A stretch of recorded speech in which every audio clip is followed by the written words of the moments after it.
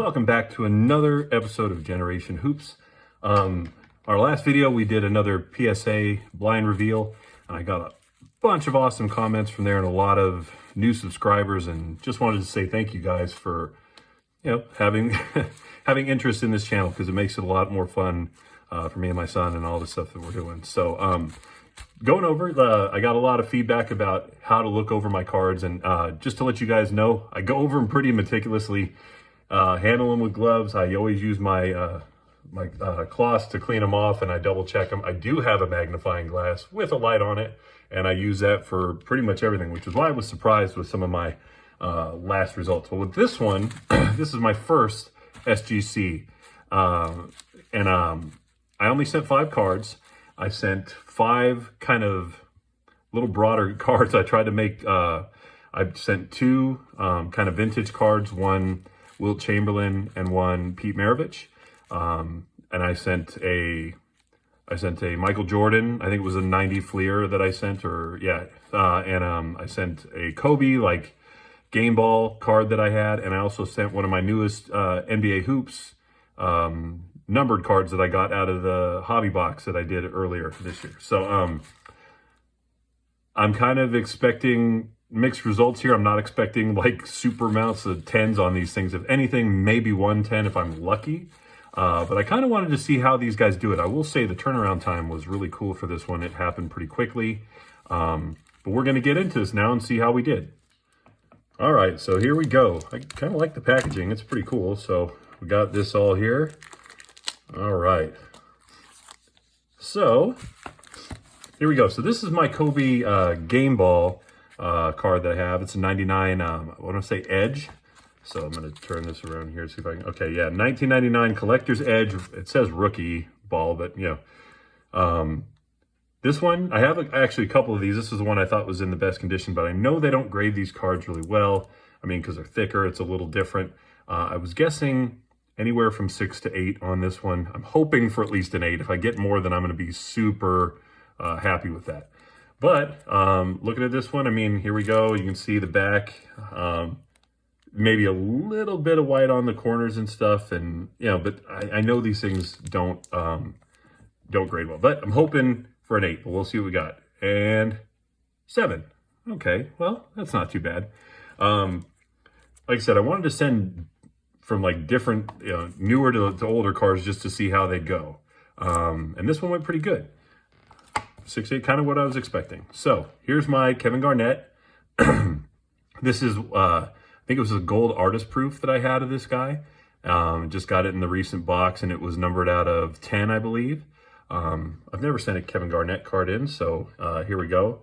As you can see, like, it's in pretty good shape. The centering's a little off, so I thought maybe, I hear that they're a little more critical of the centering than even PSA is.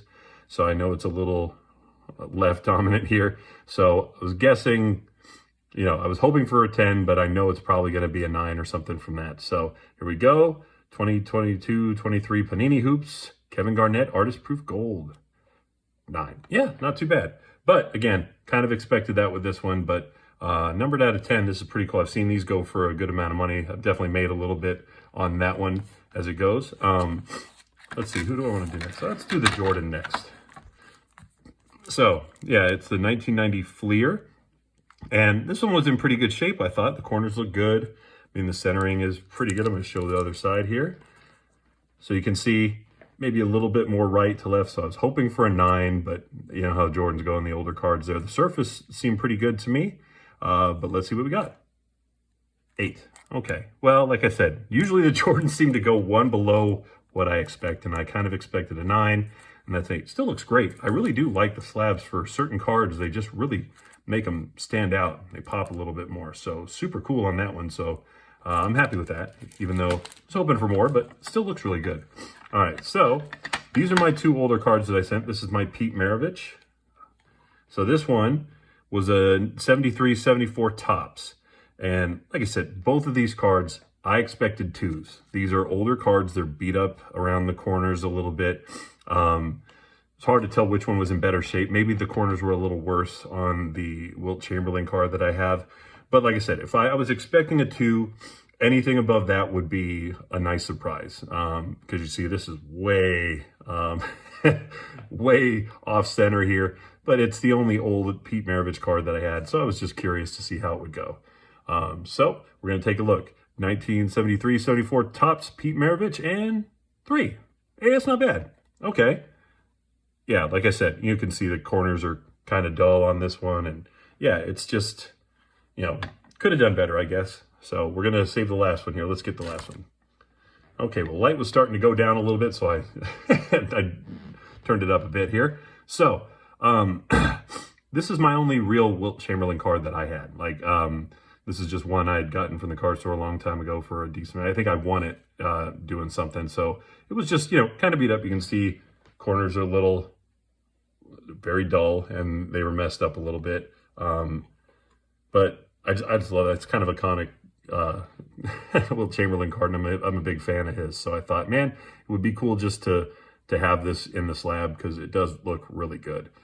So last one here, 1972-73 Topps #1 Wilt Chamberlain. And 2. Okay, well, like I said, I expected 2s on both of those.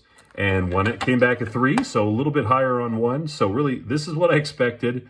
A little higher there. Jordan was 1 below. I kind of expected a 9 on the Kevin Garnett. And then finally the Kobe, I wasn't really sure how they were going to grade these things because, like I said, I never really sent one of the thick cards in. And I had heard from a lot of different YouTubers and stuff like that they tend to be pretty harsh on these. So, like I said, the 6 to 8 range was kind of what I was expecting, and it went right in the middle. So, not too bad, but tried to send a lot of iconic guys in, and I thought, and then I looked at it when I got these back, I thought, man, you could make a pretty good starting 5 out of this. Go Pete at the point, shooting guard, put Kobe at the small forward, you get KG at the power forward, and then you got Wilt at the center. I'd take that lineup all right. I will say, as far as, I do like the tracker that they have on PSA a little bit better. It kind of shows you every little step with SGC here. You're kind of waiting and hoping it's like, oh, it's in post-production now. Oh, okay, now it's done. It's not like every little step. So you, while you have to wait more for PSA, I do like that better, but the turnaround time was way better for this. So I'll give SGC a lot of credit there. They did a good job, especially because they're farther away from where I am than even PSA. So it came really quickly.